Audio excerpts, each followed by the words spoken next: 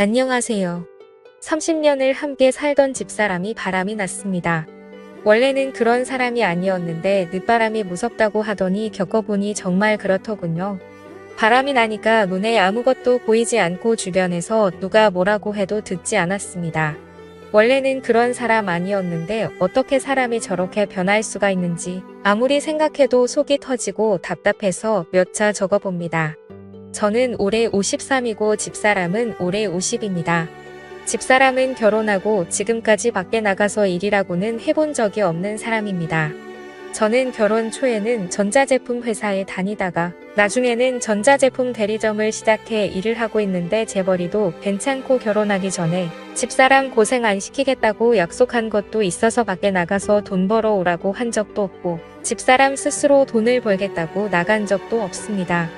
젊었을 때는 아들, 딸 공부시키고 뒷바라지하며 살림하느라 정신없었고 애들 대학 가고 나서는 침술방을 좋아해서 동네 사람들 만나서 가끔 침술방 가는 게 일과의 전부였습니다. 집에만 있는 시간이 많으니 집에서 드라마 보다가 잠만 자고 조금씩 갱년기가 찾아오는 것 같아서 제가 그때마다 생활비 외에 웃돈을 쥐어주고 밖에 나가서 옷이라도 하나 사 입고 미용실 가서 머리라도 하면서 기분 전환하라고 했죠. 손에 쓸 돈이 있어서 그런지 그때부터 집사람의 외출이 조금씩 잦아졌습니다. 기분도 훨씬 좋아 보이더라고요. 옆에 있는 사람이 활기차 보이니까 저도 덩달아 기분이 좋고 힘이 났습니다. 노래를 별로 좋아하는 사람이 아닌데 집에 오면 노래도 흥얼거리고 오랜만에 집안에도 활기가 뛰는 것 같았습니다. 그런데 기분 좋고 활기찬 것도 어느 정도여야지 옆에서 지켜보니 조금 과하다 싶은 생각이 들었습니다. 안 하던 화장을 매일 하고 향수를 뿌리고 어떤 날은 하루 종일 뭐라고 돌아다녔는지 집안에 설거지며 빨래며 그대로 놔두고 집안일은 손도 까딱 안 했더라고요. 하늘이 두 쪽 나도 집안 정리 안 된 것은 눈 뜨고 못 보는 사람인데 정말 이상하다 싶었습니다. 그래서 제가 밖에 놀러 다니는 건 좋은데 집안일은 좀 하고 돌아다녀라 한마디 했죠.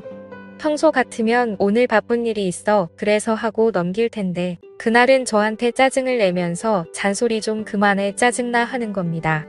아니 제가 뭘 했다고 이렇게까지 짜증을 내나 싶었죠. 그런데 그 후로도 지금까지 안 하던 이상한 행동은 계속됐습니다. 옷을 새로 사 입었는데 나이 50에 전혀 어울리지 않는 20대 아가씨들이나 입을 법한 속이 비치는 옷을 사 입지를 않나 속옷도 색깔 화려하고 민망한 것들을 사놨더라고요. 그리고 퇴근하고 집에 들어가면 사람이 들어온 걸 아는지 모르는지 방구석에 틀어박혀서 나오지도 않았습니다. 뭐 하고 있나 싶어서 들여다보면 동영상을 틀어놓고 보면서 화장하는 법을 배우고 있더라고요. 한번 동영상을 틀어놓으면 나올 생각을 안 해서 밥 안 하면 또 짜증을 막 내면서 당신은 나한테 밥 달란 말밖에 할 말이 없어. 내가 당신 밥 차려주는 사람이야 이러는 겁니다. 그래서 저도 그날은 짜증이 나서 밥때가 되면 밥을 줘야 할 거 아니냐고 했더니 배에 거지가 들어앉았냐는 등 저러니까 어느 여자가 좋아하겠냐는 등 내가 저런 꽉 막힌 인간하고 그 세월을 살았다는 등 하더니 휙 나가버리는 겁니다. 진짜 왜 저러나 싶고 내가 뭘 잘못했나 싶고 황당하더라고요. 왜 그러는지 얘기를 하고 싶은데 집사람하고 얘기만 하면 싸우게 되고 뭘 물어보기만 해도 짜증을 내서 말도 못 붙였습니다. 그래서 주변 사람들한테 고민 상담을 하니 100년 뒤 올 때라 그럴 수 있다면서 어디 여행이라도 다녀오고 둘이 속에 있는 얘기를 좀 나눠보라고 하더라고요. 그래서 저는 집사람이랑 바닷가에 1박 2일 여행이나 다녀올까 해서 속초에 호텔도 예약해두고 맛있다고 소문난 음식점도 예약해놓고 저녁에 집에 갔죠. 그런데 저녁에 집에 들어갔는데 사람이 없는 겁니다. 전화를 해도 전화도 안 받고요. 9시가 넘어도 안 들어오고 밥통에 밥도 없길래 저는 혼자 라면을 끓여 먹고 TV를 보고 있는데 10시가 넘어서 들어오더라고요. 그래서 제가 너무 열이 받아서 어디를 그렇게 싸돌아다니냐고 저도 모르게 소리를 질러버렸어요. 그랬더니 집사람이 나는 뭐 나가지도 못해. 내가 12시를 넘겼어? 왜 밖에 나갔다 온 게 가지고 난리야 하는 거예요. 그래서 제가 가면 어디 간다고 하든지 나갔으면 전화나 받든지 이 시간까지 아무 연락도 없는 게 정상이냐 했더니 그러면 자기가 비정상이냐면서 막 화를 내면서 문을 닫고 방으로 들어가 버리는 겁니다. 저는 이게 아닌데 오늘 여행 가자고 얘기를 하려고 했는데 본의 아니게 또 이렇게 싸움이 되니 나도 참 안심하다 싶었습니다. 그래서 저는 마음을 좀 진정시키고 집사람이 있는 방으로 들어갔습니다. 제가 들어가니까 전화를 하다가 급하게 끊더니 왜 소리도 없이 들어와서 전화하는 걸 엿듣냐고 하더라고요. 그래서 제가 그런 게 아니다. 할 말이 있어서 들어왔다. 우리 여행 간 지도 오래됐는데 어디 바닷가 가서 맛있는 것도 먹고 바람이나 쐬고 오자 했더니 대뜸 한다는 말이 내가 당신이랑 여행을 왜 가? 무슨 재미로? 혼자 갔다 와 하더군요. 저는 너무 기가 막혀서 도대체 왜 그래? 내가 뭐 잘못한 게 있어? 섭섭한 거 있으면 말을 해. 자꾸 그렇게 짜증내지 말고 라고 했더니 당신은 잘못한 게 없어. 내가 다 잘못했으니까 이혼하자 하더라고요. 너무나 생각지도 못한 말이라 제가 혹시나 잘못 들었나 싶어서 뭐라고 뭘 하자고 했더니 이혼하자고. 나 사랑하는 사람 생겼어. 제가 너무 기가 막혀서 너 바람났냐 했더니 한다는 말이 더 가관입니다. 자기는 바람난 게 아니라네요. 자기는 뒤늦게 사랑하는 사람을 만났을 뿐이라고 하더라고요. 그래서 제가 그게 바람이 아니고 뭐냐 했더니 우리 사랑을 바람으로 부르지 말라고 하네요. 하참 이 정도면 미쳐도 단단히 미친 거 아닙니까? 외도 현장을 들킨 것도 아니고 지 스스로 남자 만난다고 자수를 하고 당당히 이혼을 하자고 하다니요. 늦바람이 들어도 단단히 들었구나 싶었죠. 그래서 제가 말했습니다. 정신 나갔어? 지금 당신 나이가 50이야. 지금 어디서 누구를 만나서 무슨 짓을 하고 다니는 거야? 어디서 이혼이고 무슨 개뿔 사랑이야? 제정신이야? 했죠. 그랬더니 오히려 자기가 더 큰 소리를 치는 겁니다. 나 미쳤어. 그러니까 이혼하자고. 나는 이날 이때까지 사랑이 뭔지도 모르고 살았어. 그냥 이 집에서 애들 뒷바라지하고 당신 밥이나 차려주고 그냥 대충 시간 때우면서 살았다고. 그런데 나 이제는 그렇게 안 살 거야. 나 정말 다시 태어난 것 같아. 그 사람하고 수도 없이 했어. 자니까 너무 좋아. 나이 50에 사랑하는 사람을 만나서 앞으로 사랑만 하면서 살 거니까 당신도 다른 사람 만나서 새 출발을 해. 한동안 이상한 건 알았지만 이렇게 갑자기 이혼 통보를 받으니 너무 얼떨떨하고 비참하게까지 했습니다. 제가 외도를 한 것도 아니고 제가 돈을 안 벌어준 것도 아니고 나한테 도대체 왜 이러나 싶었죠.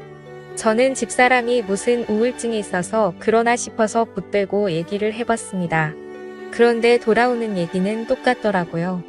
자기는 사랑하는 사람이 생겼고 자기는 앞으로 사랑하는 사람하고 살 거라고요. 그러니 자기는 떠날 거라고요. 그래서 제가 도대체 그 인간이 누구냐고 물었죠. 어쩌다 그 인간 꼬임에 넘어갔냐고요. 그랬더니 저보고 함부로 말하지 말라면서 그런 얘기 들을 사람 아니라고 하대요. 내가 사랑하는 사람을 당신이 알 필요 없지 않냐고요. 저는 너무 기가 막혔습니다. 애들한테도 전화를 해서 니네 엄마가 이상하니 니네 엄마하고 얘기 좀 해봐라 했죠. 그런데 애들한테도 똑같은 말을 한 모양이더라고요. 니네도 이제 다 키웠으니 자기도 이제 자기 인생 살 거라고요. 저는 도대체 누구를 만나고 다니기에 저렇게 정신을 못 차리나 싶어서 며칠 일도 안 하고 집사람 뒤를 따라다녀 봤어요. 그런데 의외로 매일 만나는 건 아닌 것 같았어요. 제가 집사람 뒤를 밟은 지 3일째 오후 1시 조금 넘었을 때였어요. 집사람이 누군가를 기다리고 있는데 차가 집사람 앞에 멈춰서더니 집사람을 태우고 가는 거예요. 저도 따라갔죠. 그 차는 시내에서 멀리 떨어진 모텔로 들어가더라고요. 저도 따라 들어갔어요. 그리고 차에서 내리는 두 사람을 봤는데 제 눈으로 보고도 믿지 못하겠더라고요. 나이가 20대 중반쯤 됐을까요? 엄청 젊어 보이는 아니 엄청 어려 보이는 남자의 팔을 집사람이 꼭 끌어안고 숙박업소 안으로 들어가는 겁니다. 그래서 제가 대놓고 소리쳤습니다. 이 정신나간 연놈들이 여기서 뭐 하냐고요. 네가 만나는 사람이 이 사람이냐고요. 네가 사랑한다는 그 놈이 이 새파란 놈이냐고 물었죠. 그랬더니 그 놈은 놀라서 차에 타더니 집사람을 놔두고 도망치다시피 차 타고 가버리더라고요. 집사람은 난리가 났어요. 너 때문에 저 사람 같다면서 입에 거품을 물고 난리를 치더니 당장 이혼하고 제발 내 인생에서 좀 꺼지라고 하더군요. 저 그날 너무 충격받았습니다. 이건 아무리 붙잡고 달래도 안 되는 거라는 생각이 들더군요. 그래서 그 이후 더 이상 아무것도 묻지 않고 그 사람이 그렇게 원하는 이혼을 해줬습니다. 30년을 함께 살았는데 그놈이 좋다고 눈이 뒤집혀서 이혼하자고 덤비는데 더 이상 붙잡을 이유도 없더라고요. 그 대신 나는 아무것도 못 준다고 가방 하나 들려서 내보냈습니다. 내가 위자료를 요구 안 하는 것만으로도 감사한 줄 알라고요. 평온하던 집안이 난리가 나고 30년 결혼 생활이 그렇게 끝이 났습니다. 이혼한 사람이 어떻게 사는지 알고 싶지도 않고 궁금하지 않아서 전화번호도 바꿔버렸습니다. 애들한테도 엄마 소식 전하지 말라고 하고 집도 이사했습니다. 그렇게 3개월쯤 지났을까요? 일 마치고 집에 들어가려고 하는데 가게 앞에서 누가 서 있는 겁니다. 누군가 싶어 보니 이혼한 그 여자더군요. 저는 상대도 하기 싫어서 그냥 모른 척 지나쳤습니다. 그랬더니 갑자기 저를 붙잡고 미안하다고 잘못했다고 하는 겁니다. 제가 팔을 잇는 힘껏 부리치고 여기가 어디라고 찾아왔냐고 당장 내 눈앞에서 사라지라고 했습니다. 그랬더니 무릎을 꿇고 싹싹 빌더라고요. 자기가 죽을 죄를 지었으니 한 번만 용서해달라고요. 그러면 평생 당신만 쳐다보며 살겠다고요. 저 그 소리 듣는데 소름이 끼쳤습니다. 그렇게 자기를 놔달라고 할 때는 언제고 지금 와서 저만 쳐다보겠다니요. 제가 얘기했습니다. 조용히 사라지든지 경찰 와서 가든지 내가 선택하라고요. 내가 인간이고 생각이 있으면 지난 일 내가 했던 것을 생각해보라고요. 밖에 가서 잘 살아도 못 살아도 내 알바 아니니 이제 죽어서도 찾아오지 말라고 했습니다. 그렇게 말하고 돌아서 오는데 뒤에서 소리를 지르더라고요. 자기 안 받아줘도 되니 그러면 돈 좀 빌려달라고요. 그래서 무슨 소리냐 물었더니 그간의 일을 다 털어놓더라고요. 그 20대 중반의 어린 놈이 자기만 사랑한다고 평생 이런 사랑 처음이라고 온갖 가마니설로 꼬셔놓고 당장 결혼하고 싶은데 어머니가 위독하셔서 결혼을 못한다고 했다나요. 엄마가 큰 수술을 하셔야 하는데 지금까지 엄마 병원비가 너무 많이 들어가서 수술 비용이 모자라다고 돈이 필요하다며 돈을 좀 빌려달라고 했대요. 결혼하면 그 돈 꼭 갚겠다고 행복하게 해주겠다고요. 그래서 이 바보 같은 여자가 자기 앞으로 들어놓은 연금보험을 해지해서 5천만 원을 줬는데 그 뒤로는 아무리 연락해도 연락이 닿지 않더라는 겁니다. 엄마가 있다는 병원에 찾아가 보니 그런 사람은 아예 있지도 않고 그 사람이 다녔다는 회사에 전화해보니 그 회사에도 그런 사람이 없다고 했답니다. 뒤늦게 정신이 들어서 경찰서에 가서 신고를 하니 그 사람 신고한 사람이 한두 명이 아니었다고 하더라고요. 알고 보니 그 젊은 놈이 40대 50대 여성들을 대상으로 사랑한다고 접근해서 돈을 빼돌렸던 거죠. 그렇게 걸려들어서 신고한 사람만 지금 7명이랍니다. 사기꾼인 줄도 모르고 나이 50에 사랑 타령을 하더니 완전히 탈탈 털린 거죠. 기가 막혀서 말도 안 나오더군요. 젊은 놈한테 정신이 팔려 그게 사기인지 아닌지도 모르고 노후 대책으로 넣어놓은 연금보험까지 해지하다니요. 한심하기 짝이 없었습니다. 제가 그 여자한테 얘기했어요. 네 무덤 네가 팠으니까 죽든 살든 네가 알아서 해. 다 네가 저지른 일이고 네가 받은 죄값이야. 나는 너한테 그런 돈 빌려줄 이유도 없고 너한테는 10원짜리 동전 하나도 아까우니까 2번 다시 내 앞에 나타나지 마. 그리고 나도 네 말처럼 다른 사람 만나서 제2의 인생 살 테니 남의 남편 될 사람 찾아와서 방해하지 마.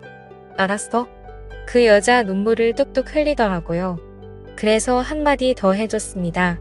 평생 거지꼴로 살고 싶지 않으면 그렇게 눈물 흘릴 시간에 지금이라도 정신 차리고 가서 네 몸으로 일할 수 있는 일자리나 구해보라고요. 이게 내가 네한테 해주는 마지막 충고라고요. 그리고는 저는 돌아서 와버렸습니다. 솔직히 저는 그 사랑이라는 것이 뭔지 모르겠습니다. 사랑한다고 눈이 뒤집혀서 평생을 살아온 사람한테 등을 돌리는 것도 이해가 안 되고요.